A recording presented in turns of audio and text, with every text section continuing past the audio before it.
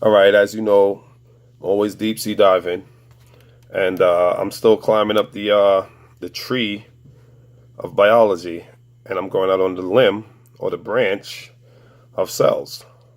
Right, that's the branch that I'm still on: cell biology and developmental biology. And I want to discuss this particular branch. On this particular branch, another branch that's branching off of this particular branch: osmosis and the osmotic process. And osmosis has, several meanings, multiple meanings. The first is outside of cell biology, it means to absorb, right? It's a learning process by absorption or assimilation, right? So you assimilate information, you absorb information, and that's a process of learning. It's called osmosis, which is a process of learning in that way, that technique, that methodology. But in terms of science, osmosis is the simple definition. It's the migration of water molecules through the cell membrane. Okay, again, it's the movement of water molecules through a selective semi-permeable cell membrane. That's as simple as it gets. More complex or dense, well, no, that's a simple definition. The process gets a little bit more complex and dense. The process of osmosis, why and how it works, and the mechanisms, the moving parts, so on and so forth. But the uh, the importance of osmosis is for the cell is to maintain the cell in its optimal or most optimized state. There are three states, but the most optimized state, which I'll tell you in a second, is what the process of osmosis is all about. It's about keeping the cell in its optimal state and also maintaining its life. Without osmosis, cells will die. It's just that short. The three states is you have hypertonic, hypotonic, and you have isotonic. Now, hypertonic means that there's a greater amount of solutes in the media, which is the environment, the medium for the cell. There's a greater amount of solutes. Solutes are salts, sugars, any kind of minerals that can be dissolved in a solvent. So that would be the hypertonic solution. Then you have a hypotonic solution. Hypotonic solution means that there's a greater concentration of water potential. So that would be a solvent.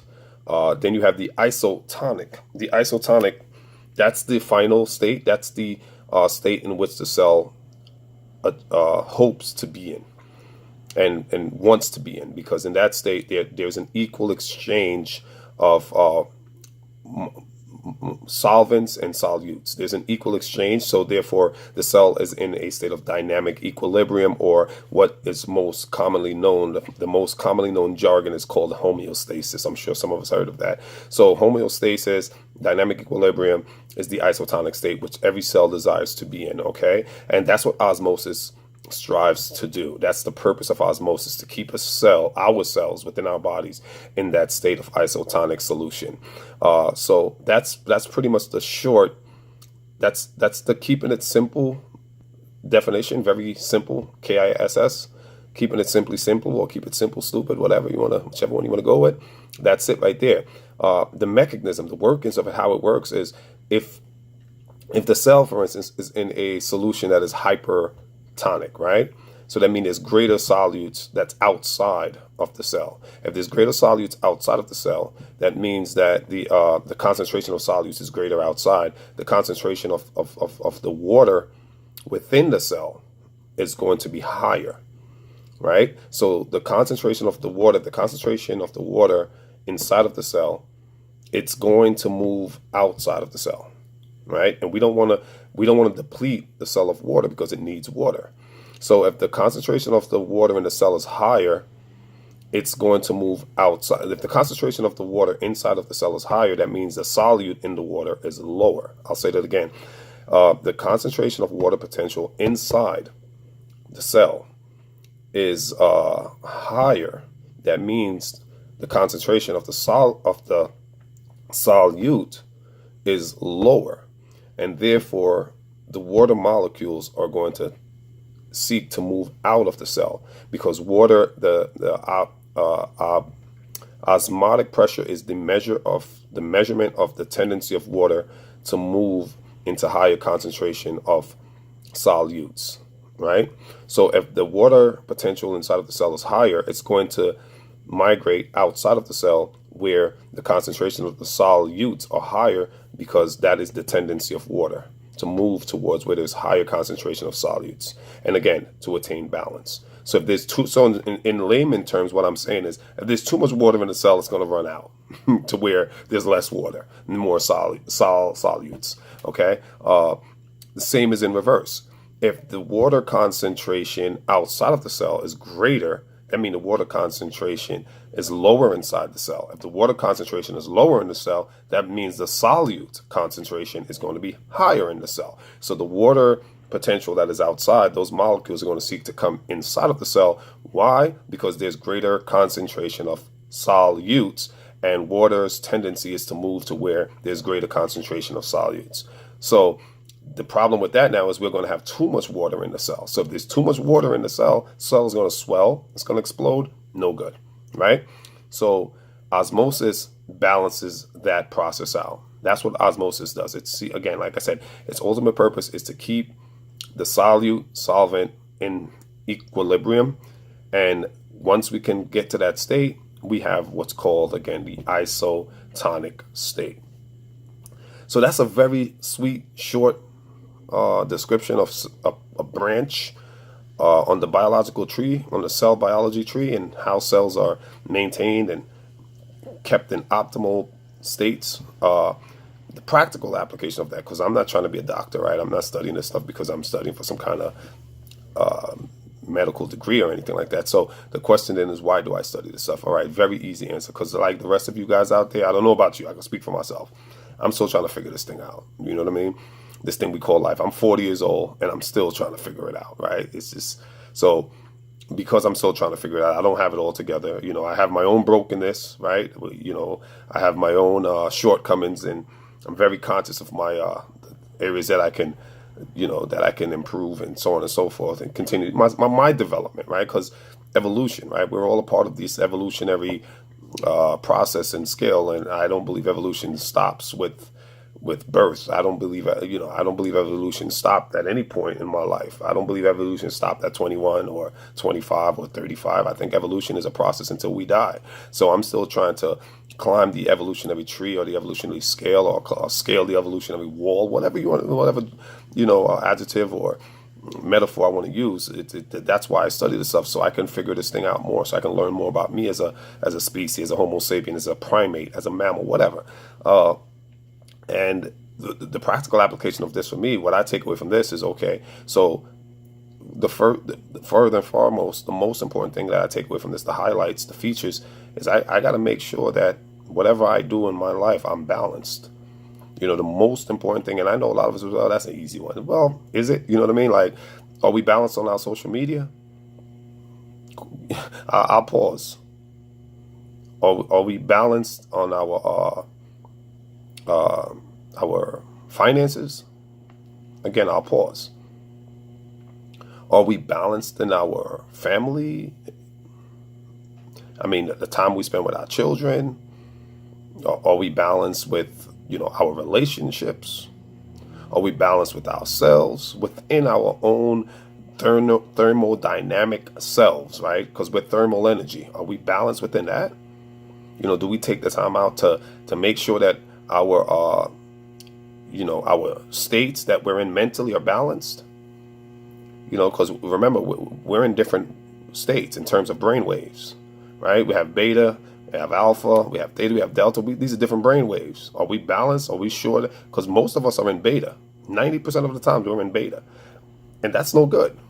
If you study brain waves and brain wave entrainment, if you study all of that stuff, you're constant. It's kind of like having a stick shift and keeping it in one gear.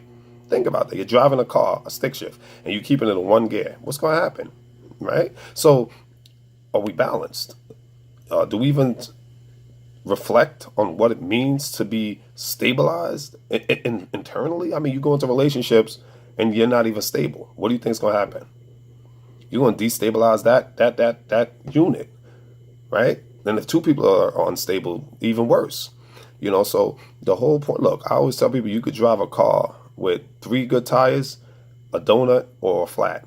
It's going to be a bumpy ride. It's going to be bumpy. It's going to be a very uncomfortable ride, but nonetheless, it's a ride, right? You can still drive a car with three good tires and one donut or one flat, and you'll just wobble along the road, but you're still moving.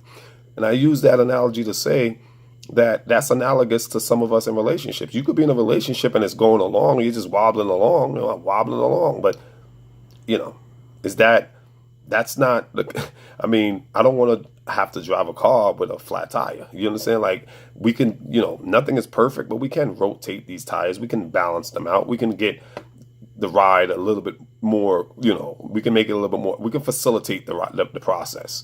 So what I'm saying is, there's no perfect ride, but you can at least get the car, at least got four good tires, for Christ's sakes, right? So to me, you could be in a relationship and it's, it's surviving, it's going along, but then that's, is that the optimal state that you want to be in? Is that what you want? You want a relationship with three wheels? With a triangle wheel type car? I mean, what kind of craziness? So you want balance, right? So I take, seeing how the cells, how the osmotic process and the osmosis, and how the osmotic pressure, which is the minimum effort needed to get the molecules to flow in certain directions. It helps me to understand that, listen, as a man, I have to make sure I'm balanced within myself. I have to make sure, before I could stabilize anything else, I have to make sure I'm stable.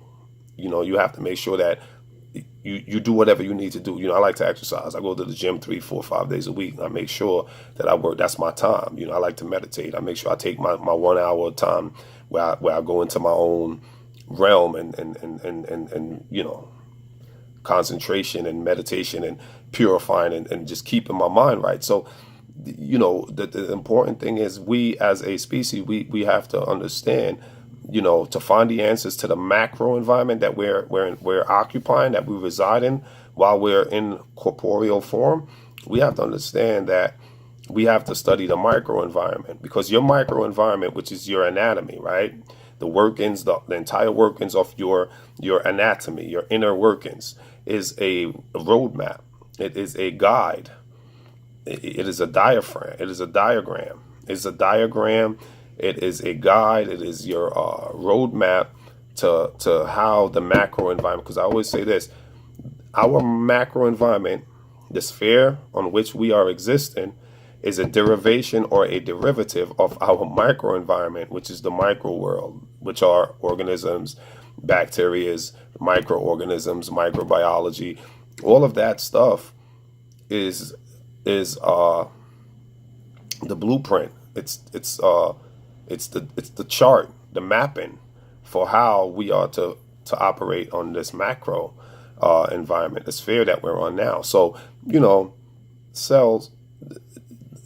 I just hope you got something out of these few minutes that I tend to share some of this information with you. But as you know, I took a break from the kitchen. I'm going to go back to the kitchen, and as you know, I'm always serving up on the menu cell biology for now.